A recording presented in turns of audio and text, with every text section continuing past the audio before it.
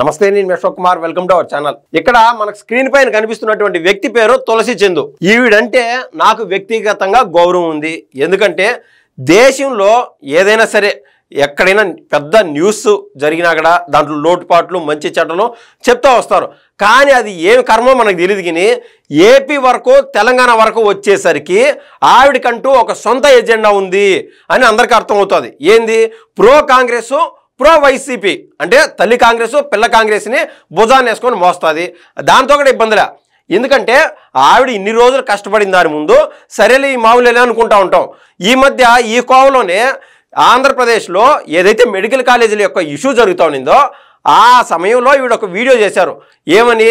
జగన్మోహన్ రెడ్డి గారు ఆ 17 మెడికల్ కాలేజీలు కట్టేశారంట. ఈ రకాన అంటే జగన్మోహన్ రెడ్డి గారు అభినవ అభివృద్ధి ప్రదాత అన్నట్టు ఆవిడంటూ చెప్పినారు. దాని లాజిక్ ఏంది? దాదాపు 8,500 కోట్ల పైన సెంట్రల్ గవర్నమెంట్ డబ్బులు ఇస్తే కేవలం 1,400 కోట్లు 1,500 కోట్లు ఖర్చు పెట్టినటువంటి జగన్మోహన్ రెడ్డి గారిని భుజాన్ని వేసుకొని ఆ వైసీపీ పార్టీ యొక్క కండువ వేసుకొని ఈవిడ ఆ పార్టీకి మైలేజ్ ఇచ్చే ప్రయత్నం చేసింది. దాంతో సరిపోయింది అనుకున్నాము. ఇప్పుడు ఏపీలో ఇంకొక హల్చల్ చేస్తుంది ఒక న్యూస్. ఏంది?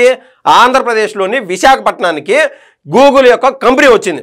ఇలాంటప్పుడు అందరూ సహజంగా అక్కడ సరే బా దీనిపైన పలానా ఇన్ఫ్లుయెన్సర్ ఏమనుకున్నారు అని చెప్పి చూసేటువంటి క్రమం ఉంటుంది బై డిఫాల్ట్గా. ఈ కోవలో సరే తులసి చందు గారి పేజ్కి పోయి వెతికి చూస్తే ఏడా విశాఖపట్నం పైన లేకుంటే గూగుల్ పైన ఏడా వీడియో చేయలా. ఈ గ్యాప్లో ఏం చేశారంటే ఎవరో అంటే పీపీపీ మోడల్ కావచ్చు, లేకుంటే ప్రతిసారి వైసీపీని భుజాన్ని వేసుకొని మోయడం కావచ్చు, లేకుంటే కాంగ్రెస్ని భుజాన్ని వేసుకొని మోస్తున్నటువంటి క్రమంలో ఎవరో కడుపు మండినటువంటి వారు ఒక ఫేక్గా ఒక పోస్ట్ క్రియేట్ చేశారు. ఏమని క్రియేట్ చేశారంటే వైజాగ్కి గూగుల్ డేటా సెంటర్ వచ్చి వేస్ట్, వైసీపీ యూట్యూబర్ తులసి చందు అని చెప్పి ఈవిడేదో స్టేట్మెంట్ ఇచ్చినట్టు గూగుల్ కంపెనీకి ఈవిడ వ్యతిరేకంగా మాట్లాడినట్టు ఒక పోస్ట్ అంటూ క్రియేట్ చేసేశారు తులసి చందు గారి పైన. దాన్ని నేను కూడా తీవ్రంగా ఖండిస్తున్నా.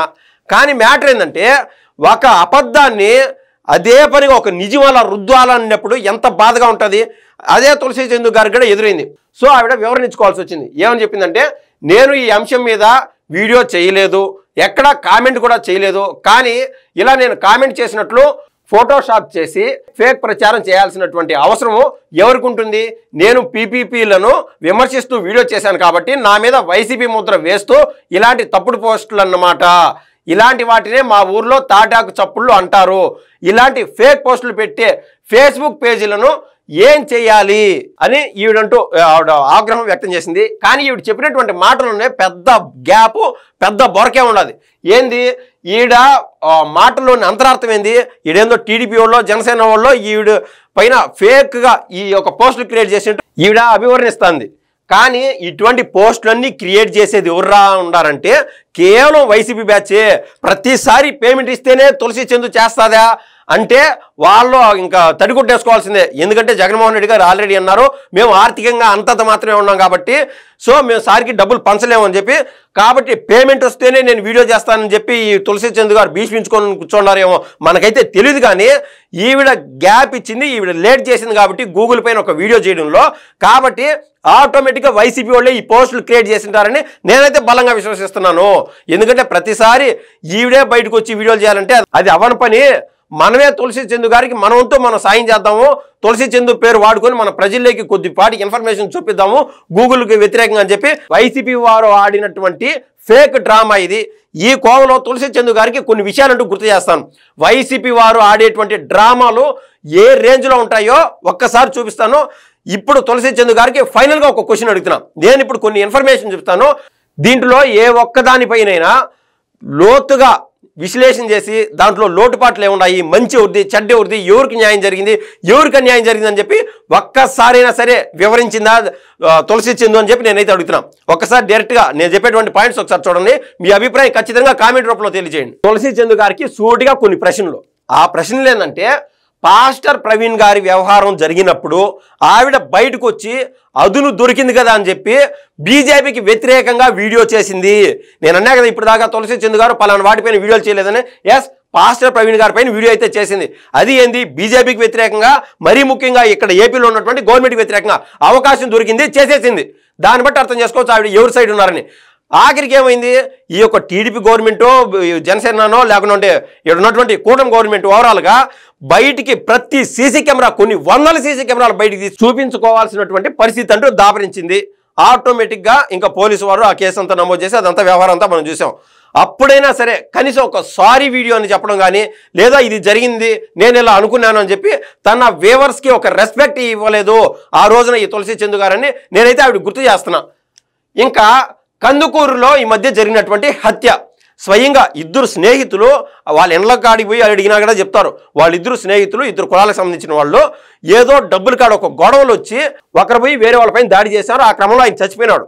తర్వాత ఏమైనా రుద్దినారు, ఈ దాసరి రాములు లాంటి వ్యక్తులు ఏదో ఒక కులం వచ్చి వేరే కులం పైన పడిపోతుందని చెప్పి ఆ కులాన్ని ఓవర్టేక్ చేసేస్తానని చెప్పి ఇద్దరు కులాల మధ్య విద్వేషాలు రేకెత్తించే విధంగా, తద్వారా వైసీపీకి లబ్ధి చేకూర్చే విధంగా ఈ మధ్య వీడియోలన్నీ హల్చల్ చేస్తూ వచ్చారు, మనం చూస్తూ వచ్చాం. ఆ క్రమంలో ఈ తులసి చందు కనీసం ఒక్క మాట, అయ్యా ఇద్దరు కులాల మధ్య ఎందుకు మాత్రం గొడవలు వస్తున్నాయి, ఆడ జరిగింది ఏంది అని చెప్పి ఫ్యాక్ట్ చెక్ ఒక్క మాట ఆ దగ్గర ఆ ఇంటికాడో ఈ ఇంటికాడో ఎవరైతే బాధితుడున్నాడో లేకుండా ఉంటే బాధించినటువంటి వ్యక్తి ఉన్నాడో ఆ ఇద్దరిలో ఏ ఒక్క ఇంటికాడికి పోయినా కూడా అర్థమవుతుంది. ఓపెన్గా చెప్తున్నారు ఆ ఇద్దరు కుటుంబ సభ్యులు, వాళ్ళిద్దరూ ముందుగానే స్నేహితులు, డబ్బులు వ్యవహారం ఈ మాదిరి జరిగిందని చెప్పి. సరే మీరు అంటున్నారు కదా, ఒక కులం వచ్చి వేరే కులం పైన ఏదో అహంకారంతో పడిపోయిందని చెప్పి ఆ కులస్తుడు స్వయంగా బీసీలోని యాదవ్ కమ్యూనిటీకి సంబంధించినటువంటి మహిళను పెళ్లి చేసుకున్నాడు. ఒకవేళ కులజాడ్యము, కులం పైన అంత అహంకారం ఉంటే ఆయన చేసుకునేవాడు కాదు, ఆయన చేసింది తప్పే కాబట్టి ఆయన శిక్ష అనుభవిస్తున్నాడు, ఆయన జైల్లో కూడా ఉన్నాడు. కానీ ఆయన చేసిన దానికి ఏకంగా కులంపై రుద్ది చేయడం చూడు. ఇలా ఆంధ్ర రాష్ట్రంలో ఈ మాదిర కులాల మధ్య విద్వేషాలు రేకెత్తించే విధంగా ఒక పార్టీ మాదిరి తగలబెడతా ఉంటే కనీసం ఫ్యాక్ట్ చెక్ అనే పేరుతోనో వేరే పేరుతోనో ఒక్క వీడియో చేయలేకపోతుంది మన తులసి చందు గారు. ఇంకొక విషయం, ఈ మధ్య జీడి నెల్లూరులో అంబేద్కర్ గారి విగ్రహంకి నిప్పండించారు. ఆయన యొక్క విగ్రహానికి ఆ మసి అంతా పూసేసి ఆ డ్యామేజ్ కూడా జరిగింది. ఈ వ్యవహారం మనం చూసాం. ఆ రోజున కూడా ఏమైందంటే ఈ కూటమి ప్రభుత్వానికి వ్యతిరేకంగా మొత్తం దళితులను ఎగదోలే విధంగా అంబేద్కర్ అంటే వీళ్ళకి పడదు అది ఇది అని చెప్పినారు. కానీ ఇంకా డెప్త్లు చూస్తే ఏమర్థమైంది, అక్కడ లోకల్లో ఉన్నటువంటి వైసీపీకి సంబంధించినటువంటి సర్పంచ్ గోవిందయ్య ఈ వ్యవహారం అంతా నడిపించాడని మనకు అర్థమైంది. ఆ రోజునైనా సరే ఒరే ఎందుకురా ఈ మాదిరి చేస్తున్నారు అని చెప్పి ఒక్క మాట నిజాయితీగా, అంటే మొన్న పీపీ అయితే నువ్వైతే వీడియోలు చేయొచ్చు, పాస్టర్ ప్రవీణ్ గారి పైన అంటే ప్రతిసారి టీడీపీ జనసేన బీజేపీకి వ్యతిరేకంగా వీడియోలు చేస్తూ ఉండవు. కానీ నువ్వేమో ఒక పార్టీకి సంబంధించినటువంటి వ్యక్తిని కాదు, నేను జర్నలిస్ట్ అని చెప్పుకుంటా తిరుగుతున్నావు. ఇలాంటి విషయాల్లో ఓపెన్గా బయటకు వచ్చి ఇలా జరుగుతుంది, ఇది తప్పు, వైసీపీ తప్పు చేస్తుందని చెప్పి ఒక్క మాట చెప్పలేకపోతుంది. అది మీ దౌర్భాగ్యం తులసి చందు గారు. నేనైతే ఆవిడకైతే గుర్తు చేస్తున్నా, ఇంకైనా మారాలని నేనైతే కోరుకుంటున్నా. ఎందుకంటే ఆవిడ పైన నాకు విపరీతమైన రెస్పెక్ట్ ఉండదు కాబట్టి. ఇంకా సత్తినపల్లి ఇష్యూ చూద్దాం. అంతెందుకు, సత్తినపల్లికి జగన్మోహన్ రెడ్డి గారు ఎందుకు పోయినారు? ఆ రోజున ఒకరెవరో బెట్టింగ్లో డబ్బులు పోగొట్టుకొని ఆఖరికి ఇంక తట్టుకోలేక సూసైడ్ చేసుకుంటే ఆయన పెద్ద త్యాగశీలి మాదిర, ఆంధ్ర రాష్ట్రానికి ఏదో చేసినటువంటి వ్యక్తి మాదిర ఇంకా దండయాత్ర చేసేవాడు. ఏది ఆయన్ని పరామర్శించుదాము, ఆయన కుటుంబాన్ని పరామర్శించుదాము, ఆ విగ్రహావిష్కారం చేద్దామని చెప్పి.